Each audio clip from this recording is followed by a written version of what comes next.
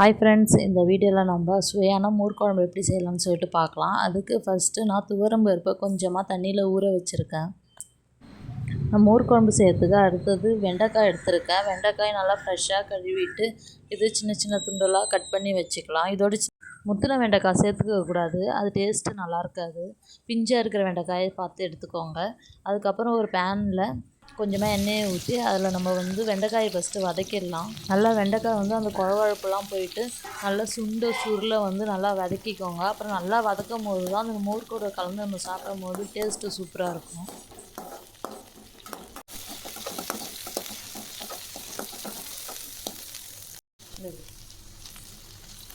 பாருங்கள், நல்லா சுருளை வந்துடுச்சு. ஸோ இந்த ஸ்டேஜில் நம்ம ஸ்டவ் ஆஃப் பண்ணிடலாம். ஒவ்வொரு வெண்டைக்காயும் நல்லா சுண்டி பார்க்கவே பாருங்கள் எப்படி இருக்குன்னு சொல்லிட்டு அந்த எண்ணெயோடு நல்லா சுண்டியாச்சு. ஸோ இதே போல் ஸ்டேஜில் நீங்கள் அடுப்பை ஆஃப் பண்ணிவிட்டு அந்த வெண்டைக்காயை ஒரு பிளேட்டில் எடுத்து வச்சுருங்க.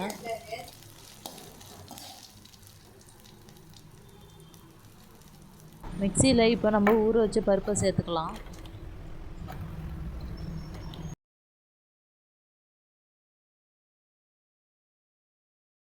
மிக்சியில் அந்த பருப்பு கூட அரை பச்சை மிளகா, ஒரு பல் பூண்டு, சின்னதாக செதுக்கின இஞ்சி சேர்த்துக்கலாம். ஒரு வெங்காயம் சிறிது, ஒரு துண்டு வெங்காயம், சின்ன வெங்காயம் சேர்த்துக்கோங்க. அப்புறம் தேவையான அளவுக்கு உப்பு போட்டு அந்த 1/4 ஸ்பூன் மஞ்சள் தூள் சேர்த்து எல்லாத்தையும் சேர்த்து மிக்சியில் அரைச்சிக்கோங்க.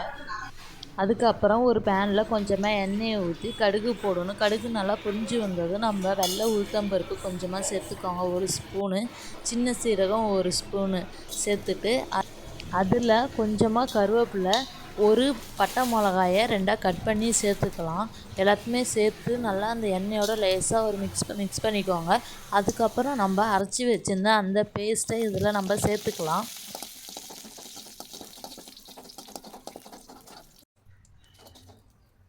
சேர்க்கும் போது அந்த பேஸ்ட்டு ரொம்ப திக்காக இருந்துச்சுன்னா அதில் நம்ம கொஞ்சம் தண்ணி கலந்து சேர்த்துக்கணும்.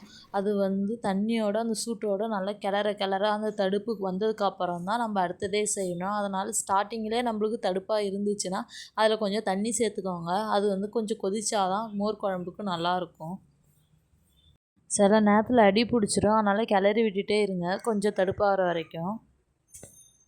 பாருங்கள், பார்க்கவே இவ்வளோ தடன்னு சூப்பராக இருக்குது. அந்த கரண்டிலே பாருங்கள் எவ்வளோ அழகாக ஒட்டி இருக்குன்னு சொல்லிட்டு. இந்த அளவுக்கு நல்லா தடுப்பாக திக்காக வந்ததுக்கப்புறம் அந்த பதத்துக்கு வந்ததுக்கப்புறம் நம்ம வறுத்து வச்சுருந்த வெண்டைக்காயை இதில் சேர்த்துடலாம். சேர்த்து வெண்டைக்காய் அந்த பேஸ்ட்டோட நல்லா மிக்ஸ் ஆகணும்.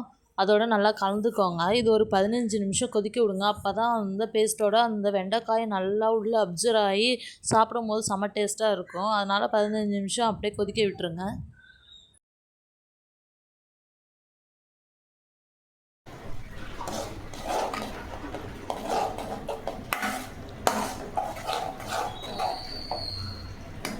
நல்லா தடுப்பாக கெட்டியாக இந்த பதத்துக்கு வந்ததுக்கப்புறம் அதில் நம்ம மோர் சேர்த்துடலாம். மோர் புளிச்சிருக்கக்கூடாது, ஃப்ரெஷ்ஷான மோராக கொஞ்சம் தண்ணியாக சேர்த்துக்கோங்க. சேர்த்து நல்லா கிளறி விட்டுக்கோங்க.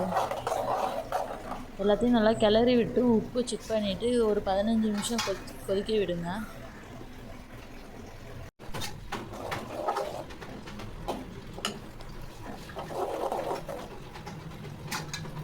பாருங்கள், மோர் குழம்பு அவ்வளோதான். நம்ம ஸ்டவ்வை ஆஃப் பண்ணிடலாம்.